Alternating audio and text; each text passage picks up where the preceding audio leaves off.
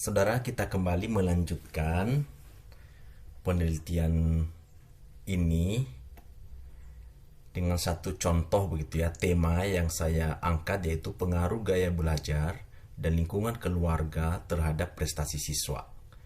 Dengan 4 variabel independen yaitu mulai dari gaya belajar auditori verbal, gaya belajar taktil kinestetik, gaya belajar visual non-verbal, dan gaya belajar visual verbal. Itu 4 ya.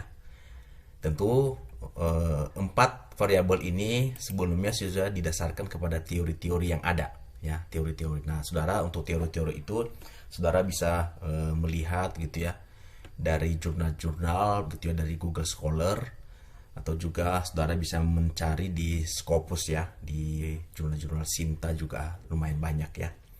Lalu untuk variabel dependennya itu adalah prestasi siswa. Dan variabel moderasi sekaligus menjadi variabel mediasi adalah lingkungan keluarga. Ini kerangka konseptual dalam penelitian ini. Ini ada 3 macam garis. Nah, ini garis berwarna hitam, garis berwarna biru, dan garis berwarna merah. Garis berwarna hitam ini adalah hubungan langsung. Lalu garis berwarna biru ini adalah hubungan mediasi. Dan garis berwarna merah adalah hubungan moderasi. Nah, berdasarkan jalur ini, kemudian kita mendesain hipotesisnya. Nah, kalau kita perhatikan garis yang berwarna hitam, ini 1, 2, 3, 4, 5, 6, 7, 8, 9. Berarti hipotesis hubungan langsung ada 9. Lalu garis berwarna biru 1, 2, 3, 4. Berarti hipotesis hubungan mediasi 4. Dan garis berwarna merah 1, 2, 3, 4. Maka hipotesis hubungan moderasi juga 4. Nah, sekarang kita mulai merumuskan hipotesis penelitian. Pertama, hipotesis hubungan langsung. Kita mulai dari lingkungan keluarga terhadap prestasi siswa. Pertama adalah lingkungan keluarga.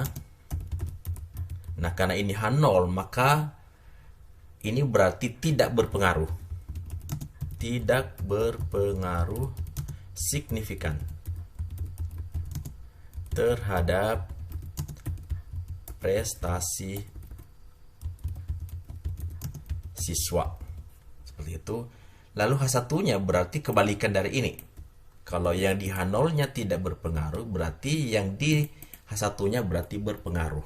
Maka lingkungan keluarga berpengaruh signifikan terhadap prestasi siswa. Seperti itu. Lalu kemudian kita melihat ini ada hubungan ini. Pengaruh dari gaya belajar audio verbal terhadap lingkungan keluarga. Apakah mempengaruhi? Bagaimana kemudian keluarga itu menyikapinya? Coba kita melihat ya. Kita mendesain hipotesis langsungnya. Gaya belajar auditori verbal.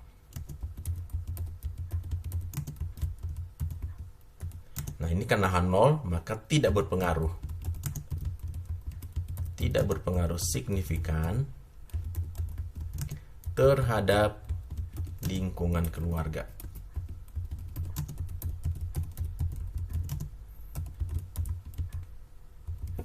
Lalu kemudian untuk H1-nya maka ini kebalikannya. Kalau tidak berpengaruh di H0-nya, maka di alternatifnya, hipotesis alternatifnya kemudian menjadi berpengaruh. Menjadi gaya belajar auditori verbal berpengaruh. Ini berpengaruh ya, berpengaruh. Ini juga ini berpengaruh. Ini kurang huruf. Berpengaruh. Ya, oke. Seperti itu ya. Jadi alternatifnya gaya belajar auditori verbal berpengaruh signifikan terhadap lingkungan keluarga. Itu hipotesis 2 ya. Sekarang hipotesis 3. Sekarang taktil kinestetik. Nah, ini tinggal copy aja sih sebenarnya, lebih mudah. Karena kan dependennya sama. maka gaya belajarnya aja yang diubah. Maka ini gaya belajarnya menjadi gaya belajar taktil kinestetik. Nah, ini karena H0 sekali lagi, maka ini gaya belajar taktil kinestetik tidak berpengaruh signifikan terhadap lingkungan keluarga. Dan alternatifnya ini menjadi positif, berarti gaya belajar taktil kinestetik berpengaruh signifikan terhadap keluarga. Nah, sekarang untuk H4-nya. H4-nya ya, saya copy aja ini, saya nanti tinggal mengganti variabel independennya saja. Nah, yang ketiga itu ini. Ini tadi kan yang ini satu sudah, ini sudah dua, ini sudah yang ketiga. Sekarang hipotesis keempat ya. Sekarang betul ya, hipotesis keempat betul. Hipotesis keempatnya visual nonverbal terhadap prestasi siswa. Oke, ini kita ubah aja. Gaya belajar visual verbal tidak berpengaruh signifikan terhadap lingkungan kerja. Lalu demikian juga untuk alternatifnya. Maka gaya belajar visual verbal berpengaruh signifikan terhadap lingkungan kerja. Ini sudah ya. Lalu kemudian untuk hipotesis 5, yaitu visual verbal terhadap prestasi siswa. Nah, sekarang visual verbal. Ini saya copy. Ya tadi sudah ya, visual verbalnya sudah ya. Oh, oke, sudah. Nah, sekarang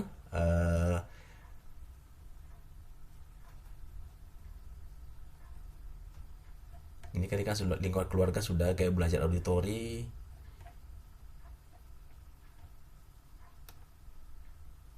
Auditori verbal sudah, lalu kinestetik sudah, visual nonverbal. Oh, ada yang terlewat satu, makanya itu membingungkan. Oke. Itu yang 4 ya ini. Yang gaya belajar visual nonverbal. Nah, ini tadi. Nonverbal. Oke. Udah ya. Jadi udah sampai 5. Itu ya, udah ada 5 hipotesis langsungnya. Jadi yang ini sudah ya. Ini sudah, yang ini, lalu ini sudah, ini belum ya. Auditori terhadap lingkungan belum ya. Lingkungan, oh ini semua lingkungan keluarga semua ya. Pada lingkungan keluarga. Nah, sekarang terhadap prestasi siswa sekarang. Sekarang auditori verbal terhadap ini yang belum. Ini, oke. Auditori verbal terhadap prestasi siswa. Sekarang kita buat auditori, saya copy ini aja lebih gampang. Nanti saya tinggal mengubah dependennya. Kalau dependennya ini kan lingkungan keluarga. Nah, ini diubah menjadi prestasi siswa. Untuk mulai dari ini menjadi prestasi siswa. Kan lebih mudah ya. Jadi kita menghemat waktu. Prestasi siswa. Oke, ini yang H0-nya. Maka nah, ini H alternatifnya, H1-nya. Gaya belajar auditori verbal berpengaruh signifikan terhadap prestasi siswa. Nah, berikutnya kita susun lagi untuk yang ketujuh. Setelah tadi gaya belajar auditori verbal, sekarang taktil kinestetik terhadap prestasi siswa. Maka ini menjadi variabel untuk hipotesis ke-7. Gaya belajar taktil kinestetik tidak berpengaruh signifikan terhadap prestasi siswa. Nah, demikian juga ini. Nah, ini menjadi alternatif ya, hipotesis alternatif yang positif. Jadi gaya belajar taktil kinestetik berpengaruh signifikan terhadap prestasi siswa. Lalu untuk yang ke-8. Nah, untuk hipotesis ke-8 sekarang kita lihat berikutnya. Nah, ini yang sekarang visual nonverbal. Itu yang ke-8. Maka ini kita ganti visual non-verbal. Jadi untuk H0-nya, gaya belajar visual non-verbal tidak berpengaruh signifikan terhadap prestasi siswa. Nah, sementara hipotesis alternatifnya menjadi gaya belajar visual, nah ini ganti ya, non-verbal berpengaruh signifikan terhadap prestasi siswa. Satu lagi yang terakhir, ini hubungan visual verbal terhadap prestasi siswa. Nah, sekarang kita buat hipotesis ke-9 ya dari hubungan langsung. Ini kan visual verbal ya. Nah, maka hipotesis ke-9-nya untuk H0, gaya belajar visual verbal tidak berpengaruh signifikan terhadap prestasi siswa. Dan sedangkan hipotesis alternatifnya, gaya belajar visual verbal berpengaruh, ini positif ya, berpengaruh signifikan terhadap prestasi siswa. Nah, inilah 9 hipotesis hubungan langsung. Nah, ini hipotesis hubungan langsungnya, udah ada 9 ya. Nah, sekarang kita masuk ke hubungan mediasi. Nah, hubungan mediasi kan yang pertama dari auditori verbal terhadap lingkungan keluarga. Lingkungan keluarga ini memediasi hubungan auditori verbal terhadap prestasi siswa. Nah, sekarang kita tuliskan.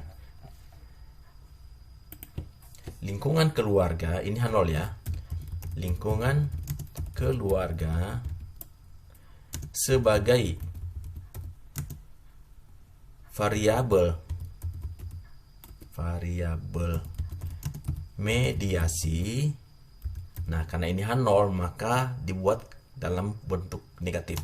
Tidak berpengaruh signifikan ya, tidak berpengaruh signifikan pada hubungan apa tadi nih,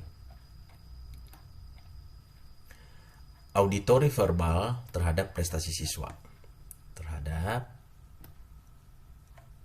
ini moderasi, maksudnya di mediasi ya, ini salah di mediasi ya, pada hubungan gaya belajar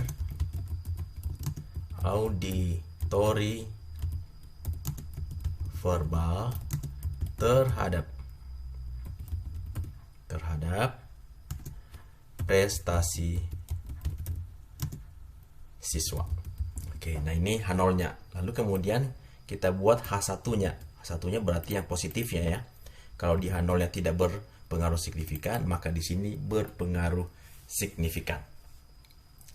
Lalu kemudian kita membuat hipotesis kedua, hubungan mediasi. Nah, kalau ini kan tetap lingkungan keluarga tetap menjadi variabel mediasi. Nah, yang berubah ini variabel independen menjadi taktil kinestetik. Nah, sekarang lingkungan keluarga sebagai variabel mediasi tidak berpengaruh signifikan pada hubungan gaya belajar. Nah, ini berubah.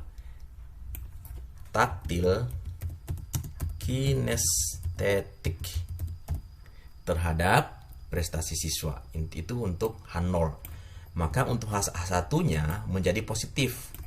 H1-nya menjadi lingkungan keluarga sebagai variabel mediasi berpengaruh signifikan pada hubungan gaya belajar taktil kinestetik terhadap prestasi siswa. Seperti itu. Lalu kemudian untuk hipotesis ketiga. Nah, kita coba lihat. Hipotesis ketiga itu apa? Hipotesis mediasi yang ketiga yaitu ini, visual nonverbal. Nah, ini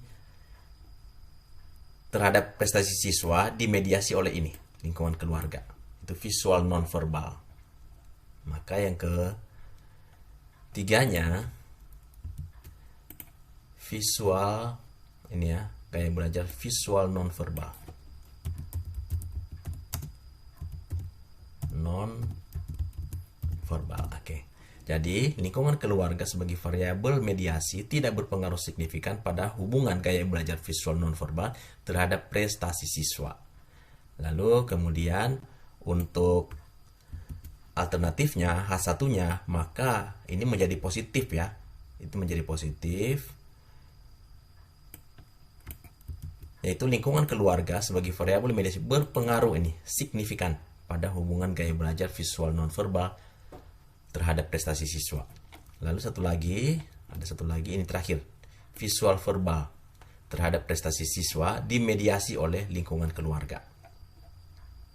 Tadi visual verbal. Nah, sekarang kita ini. Nah, yang pertama untuk karena ini H0, maka ini menjadi negatif. Ya, negatif ya. Negatif. Jadi lingkungan keluarga sebagai variabel mediasi tidak berpengaruh signifikan pada hubungan gaya belajar visual verbal terhadap prestasi siswa. Seperti itu. Demikian juga untuk alternatifnya, hipotesis 4, yaitu lingkungan keluarga sebagai variabel mediasi berpengaruh signifikan, ini positif ya, pada hubungan gaya belajar visual verbal terhadap prestasi siswa. Seperti itu.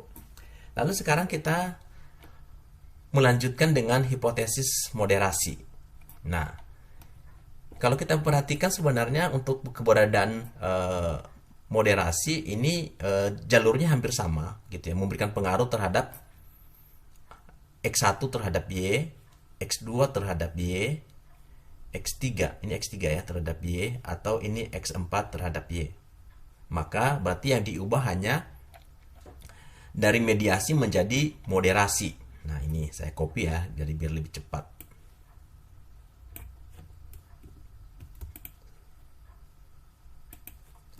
Ini saya copy.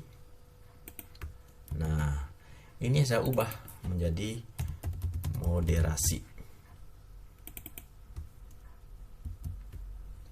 Maka H0-nya, lingkungan keluarga sebagai variabel moderasi tidak berpengaruh signifikan pada hubungan gaya belajar auditori verbal terhadap prestasi siswa.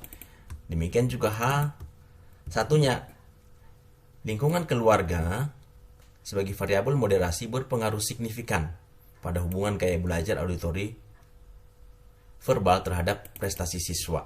Jadi ini saya hanya ubah yang mediasi menjadi moderasi karena memang ini yang diuji adalah hubungan moderasi. Gitu ya. Ini moderasi, ini juga moderasi. Ini sudah ya. Ini moderasi. Ini udah ya. Ini sudah moderasi. Udah. Oke ya. Jadi hipotesis moderasi ada 4. Jadi sekarang sudah selesai, begitu ya. Jadi kalau dilihat dari jalur penelitian ini berdasarkan kerangka konseptual, maka ada 9, gitu ya, hipotesis hubungan langsung. Ini ya. Lalu kemudian ada 4 hipotesis hubungan mediasi dan ada 4 hipotesis hubungan moderasi. Maka dalam penelitian ini dengan kerangka konseptual seperti ini terdapat setidaknya 17 hipotesis yang harus dibuktikan apakah hipotesis tersebut dapat diterima atau ditolak. Oke, sampai di sini dulu yang bisa saya jelaskan. Nanti kita akan teruskan kembali untuk kelanjutan dari penelitian ini. Ini harapannya bisa menjadi menolong saudara yang saat ini sedang mendesain tugas akhir ya, untuk tesis, untuk skripsi, untuk disertasi, mungkin, atau juga ada saya sedang melakukan penelitian untuk jurnal tertentu yang mungkin ini bisa menolong saudara. Terima kasih.